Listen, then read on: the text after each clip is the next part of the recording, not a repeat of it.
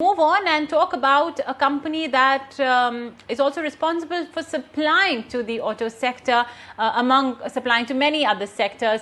They delivered their results as well. I'm talking about Jindal Stainless Hisar. We have with us Vijay Sharma, the director at Jindal Stainless Hisar. Mr. Sharma, thank you so much for joining us today on ET Now. So obviously, there's degrowth on the top line, on the margin front, there's compression. The bottom line has been boosted because of tax credits. So let's first focus on the operational bit. What's the drop in demand you witnessed in Q4 because of the COVID lockdown? Good afternoon and thanks for having me here. You see, apart from the COVID, the Q4 were very typical from the stainless steel perspective because of the extreme import intensity. In 1819, the stainless steel, the import intensity in India was about 18%. And on average basis in 1920, it has gone up to around 24%. And in fact, in Q4, it was as high as 30%. In fact, if I compare the total import number between 1819 and 1920, the import has increased by 40%. If we have a look at what is happening globally, worldwide, the cross-border flows have primarily because of the irresponsible investment by the countries like China and Indonesia.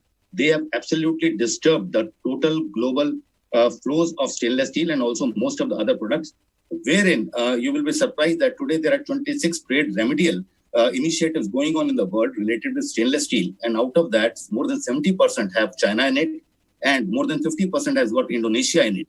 In fact, today in Indonesia, the capacity is more than 25% of the consumption there. And today, China is exporting more than 3 million tons of stainless steel, which is something similar to the annual demand of Indian stainless steel industry. So primarily it is because of the dumping by these countries and also the subsidies being given by the government of these countries, which are non-WTO compliant, and also the circumvention which is happening. So there is a need of a level playing field. Maybe you may be thinking about the competitiveness.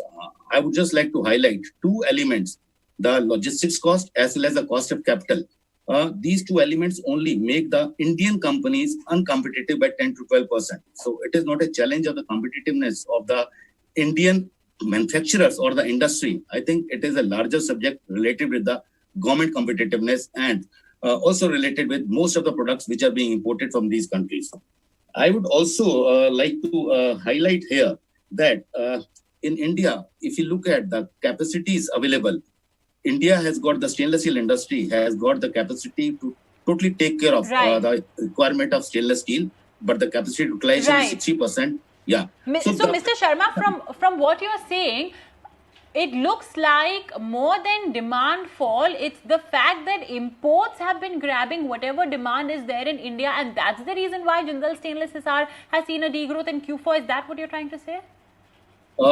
In Q4, the degrowth was one from because of COVID, another was because of the import, and also there was a subdued demand in some segments, continued subdued demand in segments like auto and utensils.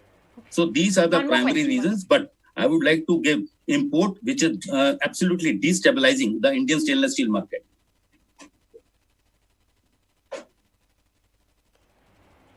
Okay, Mr. Sharma, now, we had automakers, some of them, big one like Maruti Suzuki saying that, what, we've reached a point where supply chain is becoming a problem more than demand. Now, production is becoming kind of difficult for them. And, of course, Jindal Stainless Hisar as well does supply to the auto sector.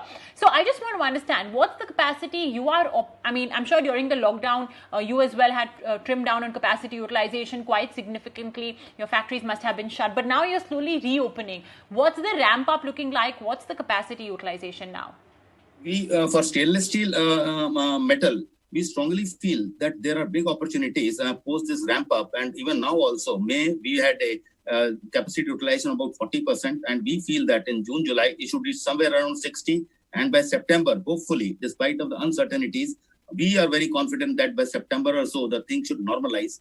Coming specifically on auto, our stainless steel goes mostly into two-wheelers. Looking into the current situation and what we have learned from the auto majors, I think the two-wheelers are going to increase and so would the stainless steel in this particular segment.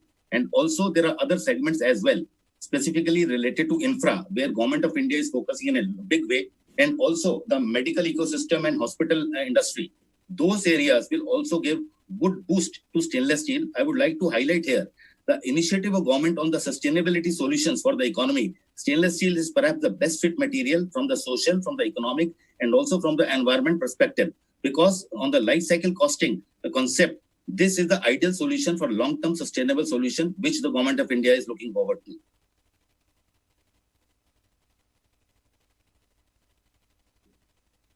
Right.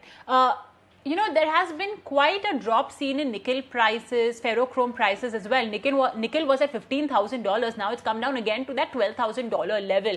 How has it impacted your raw material costs, your EBITDA margins? Q4, there was definitely impact of this nickel price coming down also, because if you compare Q4 with the Q3 average of nickel, there was a drop of 17%. Definitely, yes. But we have a agility by reorganizing our product mix. So that is the reason you would have seen that while the volume in Q4, volume in 1920 were down by 10%, but at the EBITDA level, it was 4% down. But if I see the percentage EBITDA, in fact, we have been able to increase it with 0.3 decimal points.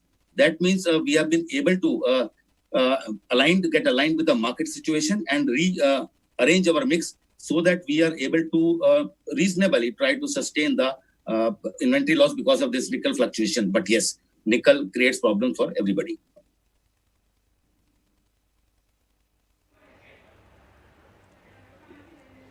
And what about stainless steel realizations, Mr.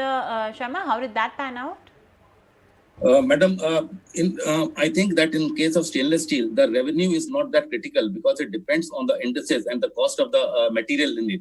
For us, the profitability and the stability, that is more important.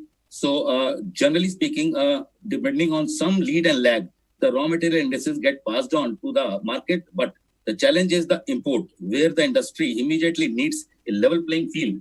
I would also like to highlight a point. We are talking a lot about the space getting created because of the behavior of China, at least behavior of China in this situation.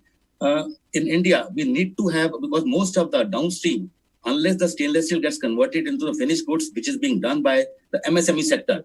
So this hand-holding, level playing field, if that is not provided immediately by the government, there is going to be a challenge to avail this opportunity, which is available because of this COVID situation and because of the focus of the government in the sustainable solutions.